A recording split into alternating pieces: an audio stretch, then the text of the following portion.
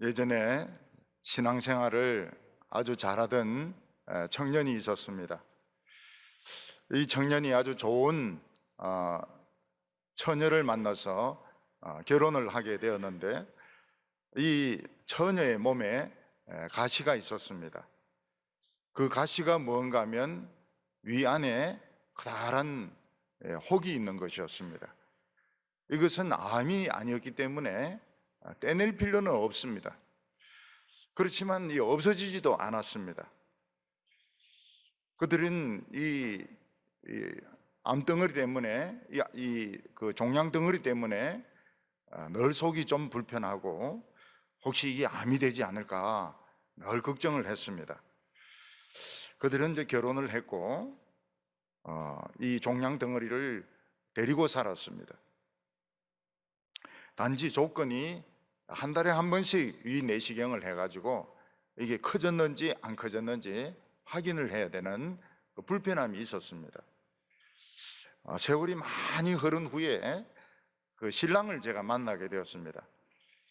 그래서 그 암덩어리 어떻게 됐냐 이러니까 지금도 달고 살아가고 있다 이렇게 이야기를 했습니다. 참 이 부부는 참 믿음이 참 좋은 부부구나 이렇게 생각을 했습니다. 참 신앙이 훌륭하구나 이렇게 참 감탄을 했습니다. 우리 교회 안에도 많은 분들이 육체의 가시를 가지고 살아가고 있습니다. 놀라운 것은 성경을 봐도 참 위대한 이 신앙의 사람들은 전부 다 가시가 있었다는 것입니다. 사도 바울에게도 가시가 있었는데 그것은 그의 병이었습니다.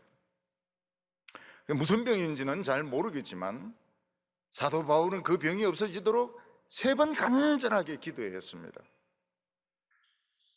근데 예수님은 그 병을 없애주지 아니하셨습니다. 그리고 뭐라고 말씀하셨는가 하면 그 병까지 없어지면 너는 너무 교만해져 가지고 넌 지옥에 간다. 그러니까 그 병 달고 살다 죽어라. 다시는 병 가지고 기도하지 마라. 이게 예수님의 응답이었습니다. 다윗에게도 가시가 있었는데 밤낮 없이 쫓아다니는 사울왕이 가시였습니다.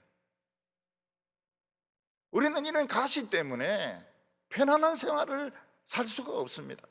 찔리면 아픕니다. 생활이 불안하고 미래가 불안합니다. 그런데 하나님은 우리에게 이런 가시가 있도록 내버려 두시는 것입니다.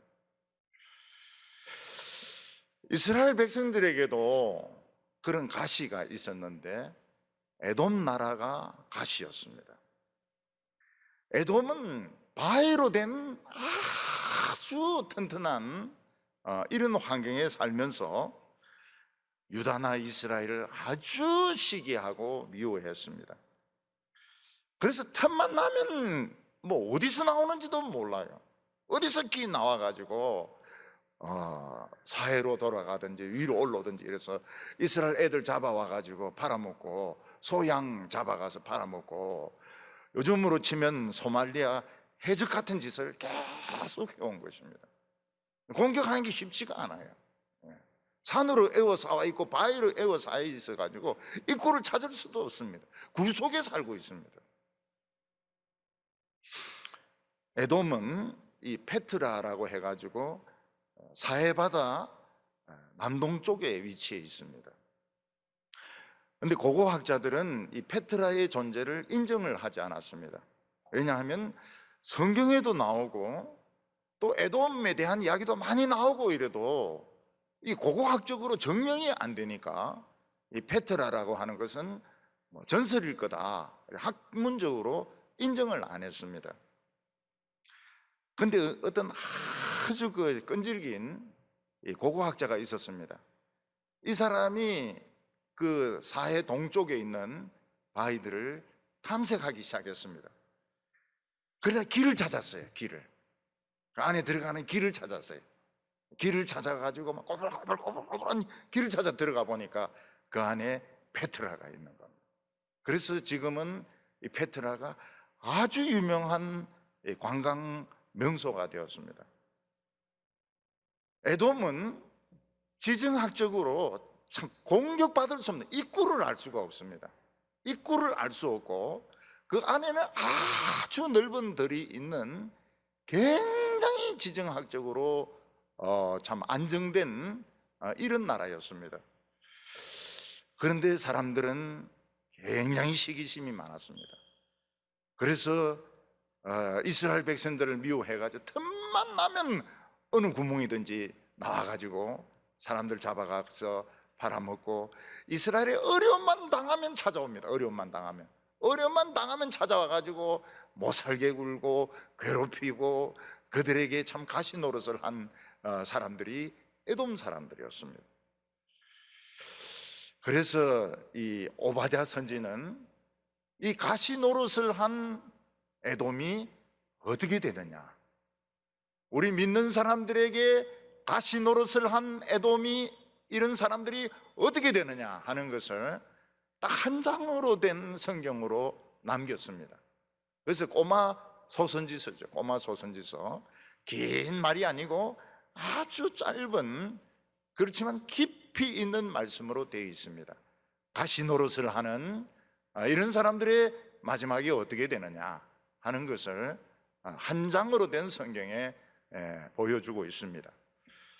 오늘 여기 첫 번째로 이 에돔의 교만에 대해서 말씀을 하고 있습니다. 원래 에돔은 에서의 별명이었습니다.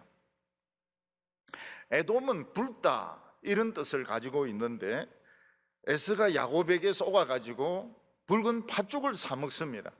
그래서 이제 별명이 에돔이 되었는데, 여기 그 페트라 이곳의 땅이 붉습니다. 여기 땅이 흙이 붉어요. 그래서 에돔이란 말하고 잘 맞습니다. 에서는 야곱과 쌍둥이 그 아들 아닙니까? 그렇지만 외모나 성격이나 신앙이 너무 달랐습니다. 에서는 이제 먼저 장남으로 태어났는데, 태어날 때 밍크 코트를 입고 태어난 것처럼 애기 몸이 완전히 털투성이었습니다. 털로 된 공처럼 생긴 완전히 털복숭이가 되어서 나왔습니다. 이게 뭐 사람 아기인지 곰새끼인지 구별이 안 될 정도로 완전 털로 덮여가지고 나왔습니다. 근데 야곱은 태어날 때 털이 없고 형인데 지기 싫어서 뒤꿈치를 딱 잡고 나왔습니다. 그래서 뒤꿈치란 뜻을 가진 이름 야곱이 되었습니다. 이들은 성격도 완전히 달랐는데, 에서는 활동적이어가지고 사냥한다고 맨날 돌아다녔습니다. 집에서 집구석 처박혀 있는 일이 없어요. 매일 돌아다닙니다. 사냥하러 돌아다닙니다. 그래 뭐 일주일마다 한 번 오고, 뭐 보름에 한 번 오고, 한 달에 한 번 오고, 막 맨날 돌아다닙니다. 근데 야곱은 돌아다니는 걸 안 좋아해요. 집에 있으면서 집안일 좀 돕고 이야기 듣는 것을 참 좋아합니다. 그러면서 뭘 발견을 한 거예요. 뭘 발견을 했는가 하면 자기 집이 비밀이 있는 집이라는 걸 알게 된 겁니다. 무슨 비밀이 있느냐, 자기 집은 하나님의 축복이 상속되고 있는 특별한 집이라는 걸 알게 된 것입니다. 그래서 이 축복을 상속하기 위해서 에서와 야곱은 치열한 경쟁을 벌입니다. 거기서 야곱이 이깁니다. 왜냐하면 엄마하고 한통속이 돼가지고 앞을 못 보는 아버지를 속였기 때문에 축복을 야곱이 받습니다. 그리고 야곱은 도망갑니다. 형이 죽이려기 때문에 도망을 갑니다. 나중에 에서는 요단강을 타고 이렇게 쭉 내려와가지고 사해 동쪽에 있는 참 기가 막힌 그 땅을 발견해가지고 그것을 정복하고 에돔이란 나라를 세웁니다. 그리고 왕이 있습니다. 왕이 쭉 몇 대 왕이 내려옵니다. 그런데 이스라엘 백성들은 야곱과 함께 애굽으로 갑니다.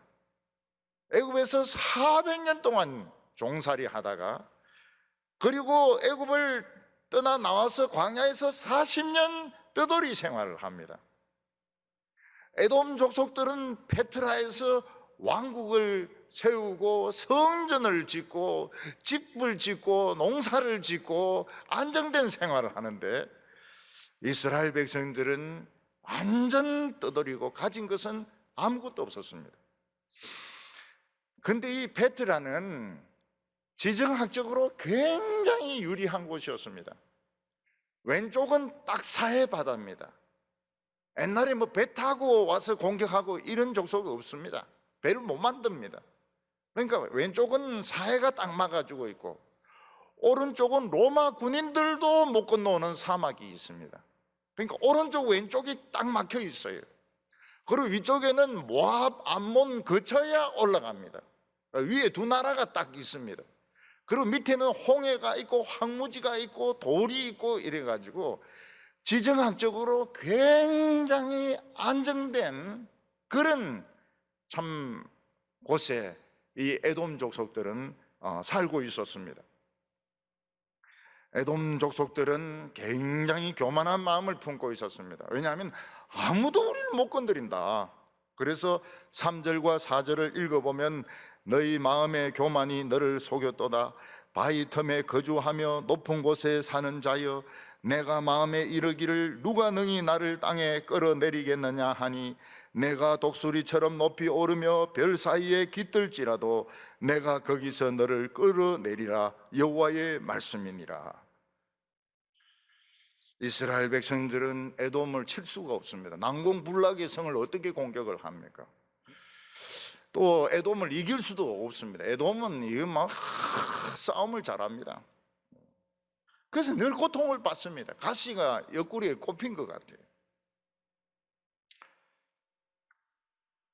11절 보면, 내가 멀리 섰던 날 곧 이방인이 그의 재물을 빼앗아가며 외국인이 그의 성문에 들어가서 제비를 뽑던 날에 너도 그들 중 한 사람 같았느니라.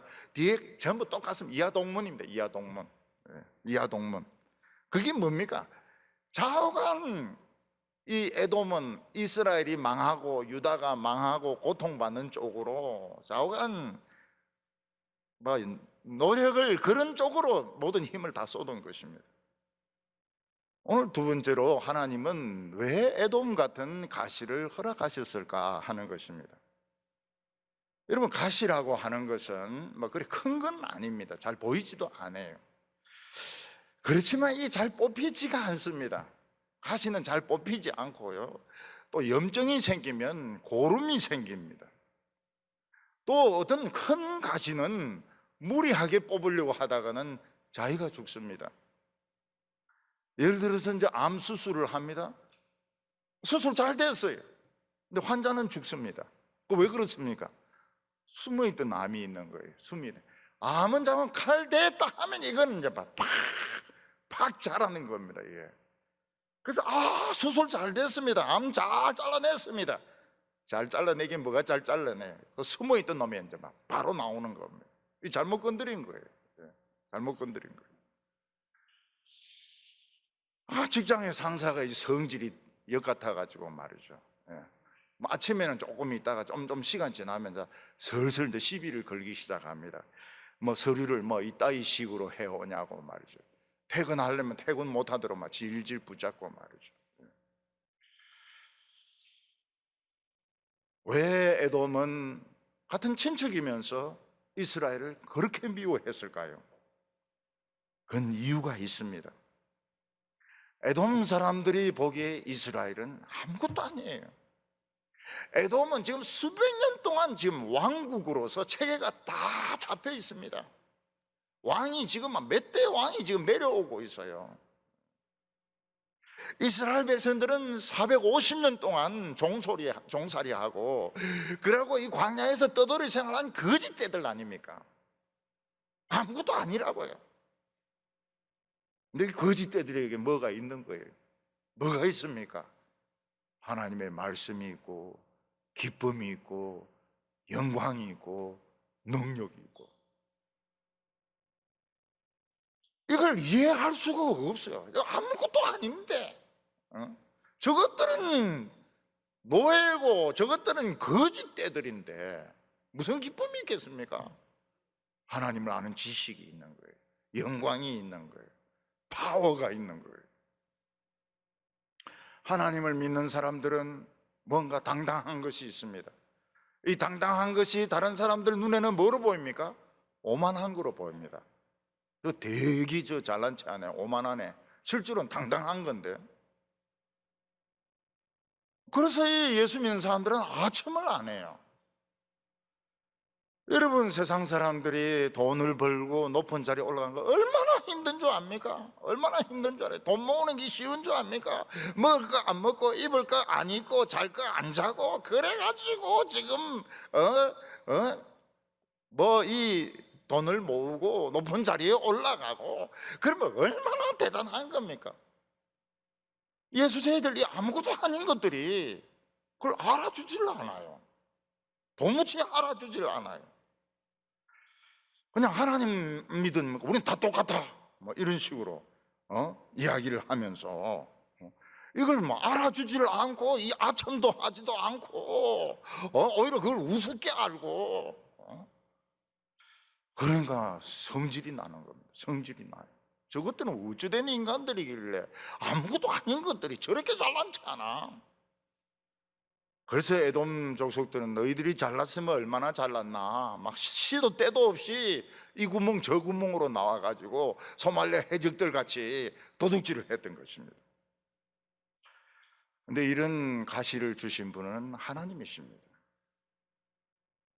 하나님의 백성들은 아무리 노예 생활하고 광야를 방랑하고 이래도 하나님을 안다는 건 대단한 겁니다. 하나님의 말씀을 가졌다고 하는 건 대단한 거예요.